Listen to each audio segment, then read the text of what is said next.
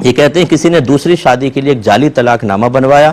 اس میں دونوں میاں بیوی کے نام بھی پورے لکھے ہوئے تھے اور اصلی نام تھے، یعنی اپنی بیوی کا نام اپنا بھی بالکل اصلی لکھوایا اور 3 طلاقیں اس میں تھیں اور اس پہ سائن کر دیے۔ کہتے ہیں کہ اس کی طلاق نیت کی نہیں تھی، نہ اس کی بیوی نے دیکھا، ہاں کچھ لوگوں نے وہ پیپر دیکھا تھا، اسٹامپ پیپر والے نے کہا تھا بھائی ایسے طلاق نہیں ہوتی، تم جعلی بنوا لو، بعد میں اس کو پھاڑ بھی دیا تھا، کیا حکم شرع ہوگا؟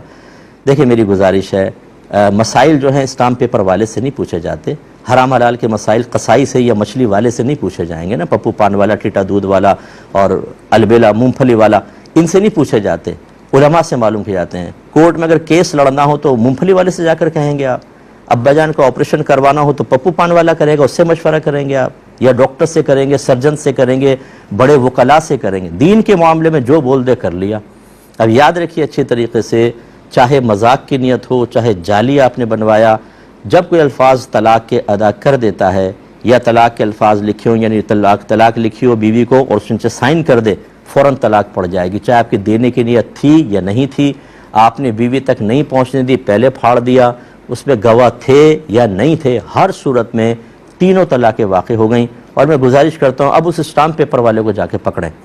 اس سے کہیں تو میرا گھر برباد کیا، میں نے تو اپنی کم علمی میں کیا ہی کیا، تم نے مجھے مروا دیا، اس کو جا کے ضرور پکڑیے گا کہ ایک کیس تو ایسا بنے نا کہ اس کی جان پر بن جائے اور وہ کانوں کو ہاتھ لگائے کہ آئندہ کسی کی طلاقیں نہ کروائے۔ یہ اپنے چند ٹکوں کے لیے غلط قسم کا مشورہ دے کر پورے گھر تباہ و برباد کر دیتے ہیں۔ اور ایسے شوہر صاحب کو بھی چاہیے خدا کا خوف کریں، آپ نے صرف اپنی دوسری شادی کے چکر میں کسی کی بہن، کسی کی بیٹی کی زندگی کو جو برباد کیا ہے، اس کی آہیں، سسکیاں اور فریادیں ساری زندگی نہیں چھوڑیں گی۔ آپ کو موت بھی سکون کی نہیں ملے گی، آپ کو قبر میں بھی راحت نہیں ملے گی، میدان محشر میں جب یہ آپ کو سامنا کھڑا کر کے حساب و کتاب لے گی، بہت سخت حساب ہوگا۔ دوسری شادی کرنا منع نہیں ہوتا، لیکن میں اچھی طرح جانتا ہوں کہ دوسری شادی کے بعد حقوق کی صحیح ادائیگی یہ پاسبل ہی نہیں ہے۔ ایک کو لٹکا چھوڑ دیتے ہیں دوسری کی طرف، یہ جو علماء بھی کہتے ہیں نا 3 شادی کرو 4 شادیاں،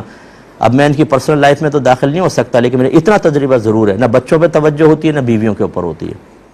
پیسہ کماتے رہیں گے تاکہ ان کو بس نان نفقہ دیتے رہیں، بس نان نفقہ ہی آپ کی ذمہ داری ہے، باقی نہیں، اور دوسروں کو ترغیب دیں گے تم بھی شادی کر لو،